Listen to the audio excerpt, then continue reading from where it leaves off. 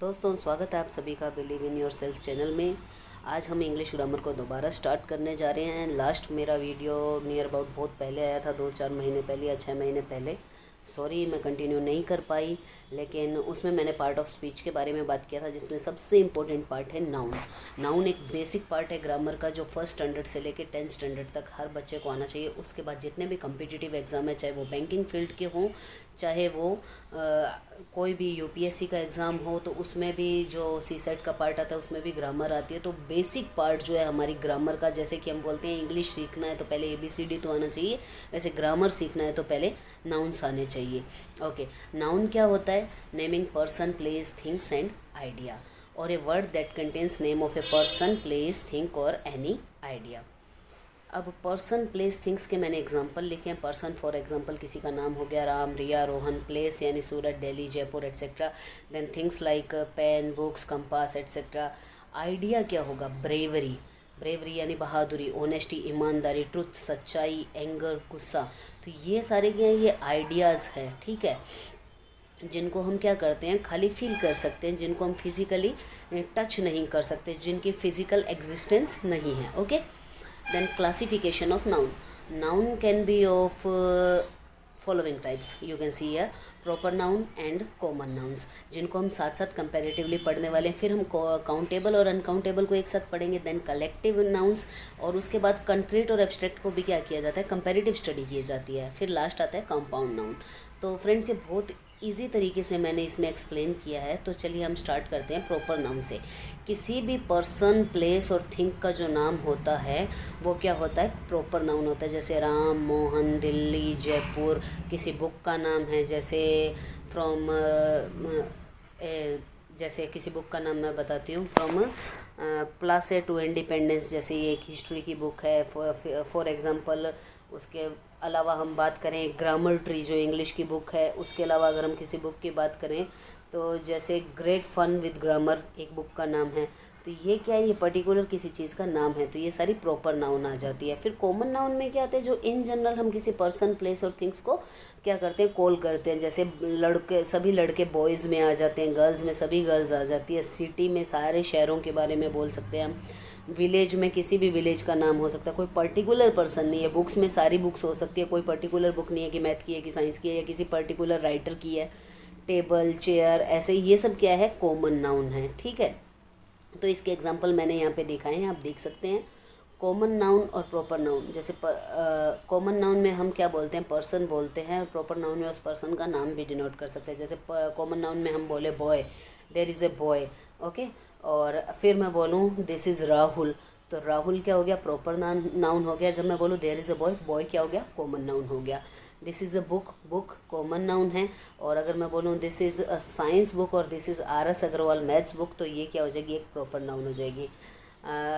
Cricketers की अगर मैं बात करूँ, there are many cricketers but I like most Sachin, तो क्रिकेटर्स अगर मैं बोल रही हूँ तो वो कॉमन नाउन है। सचिन और MS धोनी का नाम ले रही हूँ या किसी पर्टिकुलर क्रिकेटर का नाम ले रही हूँ तो वो प्रॉपर नाउन है। इसी तरीके से हम कंट्रीज़ का नाम ले रहे हैं तो आई लव माई कंट्री, ठीक है, then it is common noun, ठीक है। कंट्री जो वर्ड है वो क्या? कॉमन नाउन है। आई लव इंडिया, तो ये क्या? प्रॉपर नाउन है।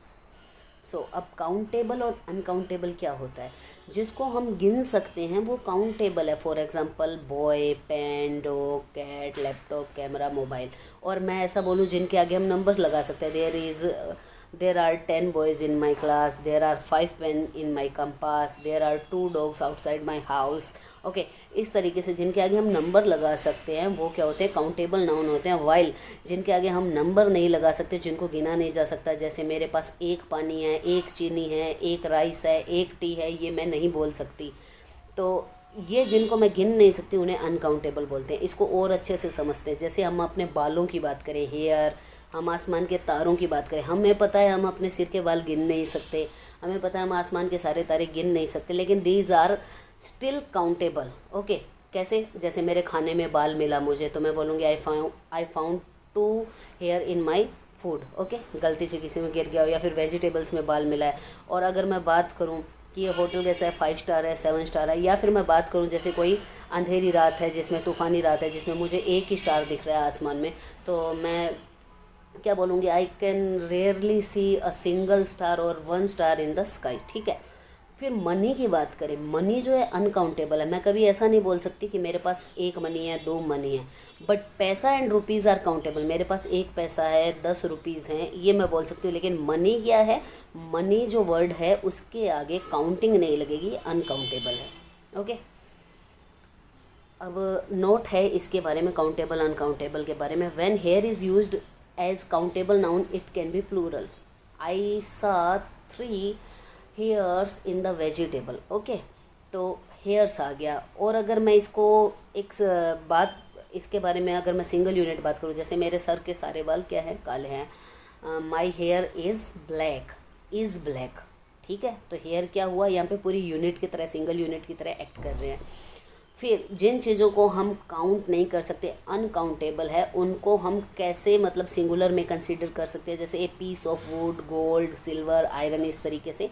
और एक चीज़ और, ये वुड, गोल्ड, सिल्वर, आयरन, ये जितने भी मटेरियल्स हैं इनको मटेरियल नाउन भी बोलते हैं। ओके, अब बैग ऑफ मनी, मनी को काउंट नहीं कर सकते, लेकिन एक बैग मनी का, 2 बैग मनी के, 3 बैग मनी के, 4 बैग मनी के, तो ये पूरा ऐसे एक ग्रुप ऑफ वर्ड्स में हम इन्हें काउंट कर सकते हैं। Packet of rice, 10 packet of rice, 5 packet of rice, a bottle of milk और water, 5 bottle of milk and water.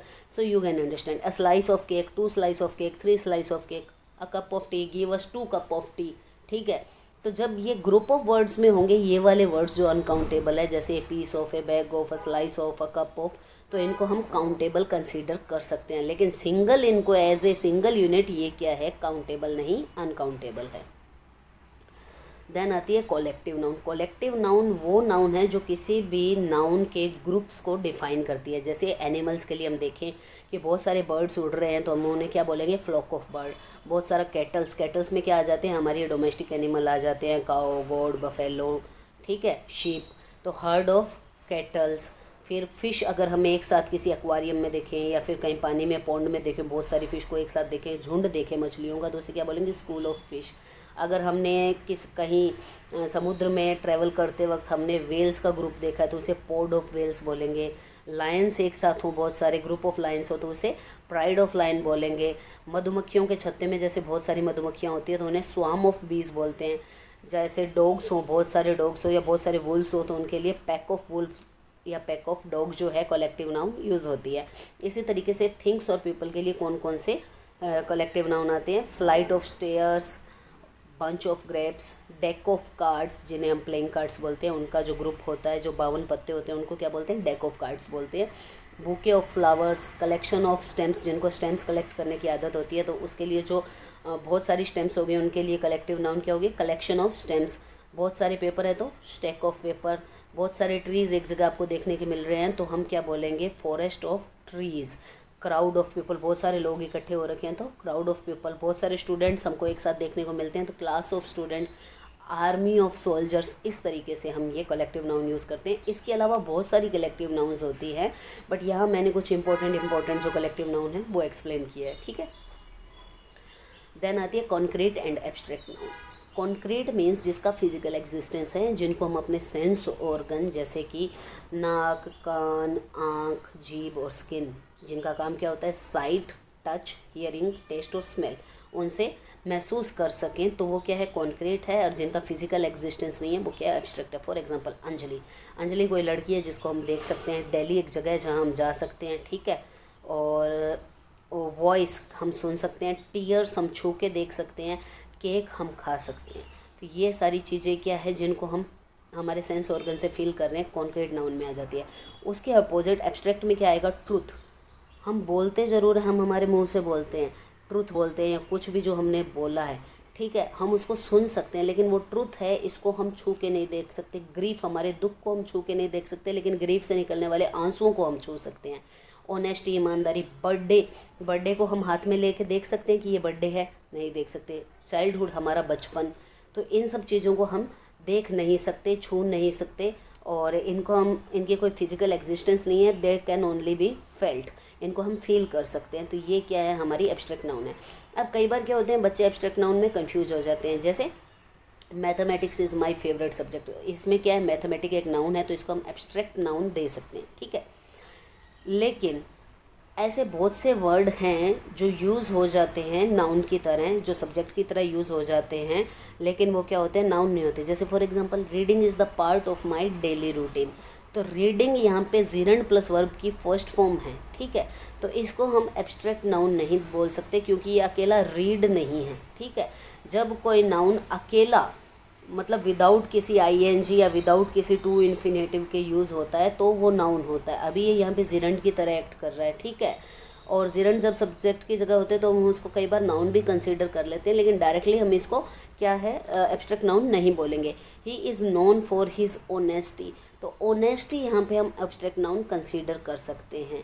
और जो वर्ब्स जो होती है उनसे जो है डायरेक्टली सेंटेंस कभी स्टार्ट नहीं होगा। जैसे रीड है, स्लीप है, टू स्लीप, या स्लीपिंग इज़ माई हॉबी बोल दूँ मैं, या फिर to sleep is my hobby, और to read is my hobby, ठीक है। To dance is my hobby, तो इसकी जगह हम डांस इज़ माई हॉबी नहीं बोल सकते, टू डांस बोलेंगे। फिर डांसिंग इज़ माई हॉबी बोलेंगे। तो ये जो वर्ड्स जो हैं जो क्या है डायरेक्टली यूज़ नहीं हो सकते। फिर है एग्जाम्पल में क्लेवर और थिंक। थिंक यानी सोचना, क्लेवर यानी चालाक। क्लेवर क्या एक टाइप का एडजेक्टिव है, थिंक एक टाइप का वर्ब है। A clever man is sitting there, तो इसमें हम क्लेवर को एब्स्ट्रैक्ट नाउन ना बोल के इसको क्या बोलेंगे, क्लेवर क्या है, एक एडजेक्टिव है जो मैन को डिफाइन कर रहा है। Thinking too much is my weakness, thinking इसमें जिरंड का काम कर रहा है, वर्ब है जिसमें आईएनजी लगे। तो यहाँ पे ये जो थिंक और क्लेवर है इसको हम एब्स्ट्रैक्ट नाउन से कन्फ्यूज़ नहीं करेंगे, ठीक है। फिर लास्ट है हमारा कॉम्पाउंड नाउन, जैसे सीट बेल्ट। सीट और बेल्ट दो अलग अलग वर्ड है जिनके अलग अलग मीनिंग है। Basketball, heart beat, pen, knife, तो वो नाउन जो कि ग्रुप ऑफ वर्ड से मिली है जिसमें टू और मोर वर्ड्स हो सकते हैं उसे कंपाउंड नाउन कहते हैं। इसमें कई बार हमें हाइफन देखने को भी मिलते हैं, जैसे son in law, daughter in law, mother in law, self esteem, ठीक है। उसके अलावा स्पेस वाले bus stop, full stop, full moon, ऐसे वर्ड्स।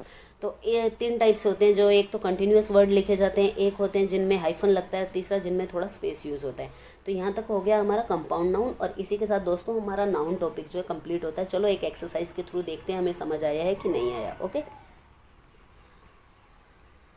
इसमें हमें बताना है कि प्रॉपर कॉमन कलेक्टिव मटेरियल या एब्स्ट्रैक्ट नाउन कौन सी है। The village lies in the foot hills, तो विलेज कौन सा है, कॉमन है क्योंकि विलेज का कोई नाम नहीं है। हैप्पीनेस, हैप्पीनेस को हम छू के नहीं देख सकते, इसकी कोई फिजिकल एग्जिस्टेंस नहीं है, तो इसको क्या बोलेंगे हम, एब्स्ट्रैक्ट नाउन बोलेंगे।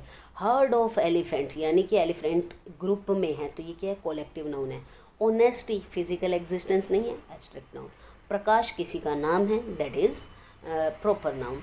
ही वेंट टू द हॉस्पिटल, अब हॉस्पिटल इसमें क्या है, कॉमन नाउन है, हॉस्पिटल का कोई नेम नहीं दिया हुआ कि कौन से हॉस्पिटल जा रहे हैं। स्वार्म ऑफ बी यानी कि कलेक्टिव नाउन है, जैसा कि हमने देखा था। Collection of coin collective noun है। Necklace made of gold, okay. अब ये गोल्ड सिल्वर हमने क्या किया था, इसको किया था हमने अनकाउंटेबल में, लेकिन अब ये नेकलेस किसका बना है, गोल्ड का बना है, तो इसमें ये मटेरियल हो गया नेकलेस का, तो यहाँ पे क्या आ जाएगा, मटेरियल नाउन आ जाएगा। Many people have climbed mount Everest, mount Everest एक पहाड़ की चोटी का नाम है जो कि हाईएस्ट माउंटेन पीक है माउंट एवरेस्ट, ठीक है।